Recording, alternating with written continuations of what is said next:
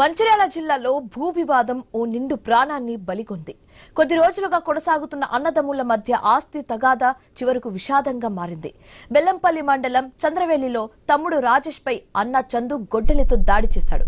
దీంతో తీవ్ర గాయాలతో అక్కడికక్కడే మృతి చెందాడు. సమాచారం అందుకున్న పోలీసులు సంఘటన స్థలానికి చేరుకుని మృతదేహాన్ని స్వాధీనం చేసుకుని దర్యాప్తు చేపట్టారు. హత్యకు గల పూర్తి కారణాలు, ఘటనకు సంబంధించిన ఇతర వివరాలను పోలీసులు విచారిస్తున్నారు.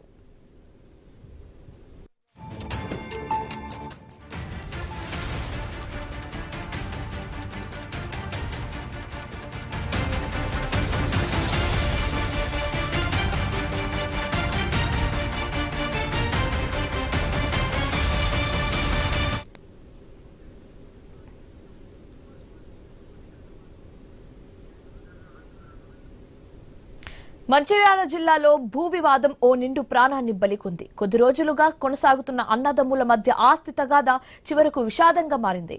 ఈ విషాదానికి సంబంధించి మరింత తాజా సమాచారం కరెస్పాండెంట్ శ్రీనివాస్ అందిస్తారు. శ్రీనివాస్,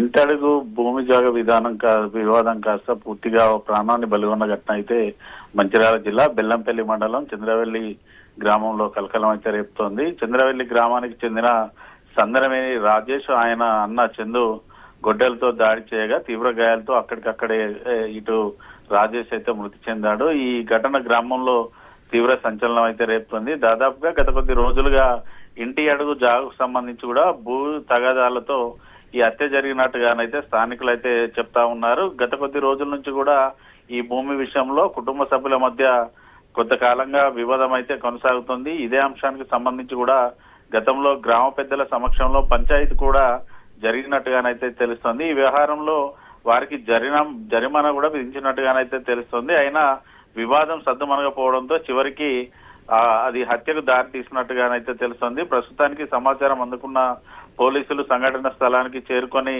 రాజేష్ మృతదేహాన్ని పంచనామా నిమిత్తం అయితే ఇటు బెల్లంపల్లి ఆసుపత్రికి అయితే తరలించారు. బాధితులు ఇచ్చినటువంటి ఫిర్యాదు మేరకైతే ప్రస్తుతానికి కేసు నమోదు చేసుకుని దర్యాప్తు అయితే చేస్తున్న పరిస్థితులు అయితే ఉన్నాయి.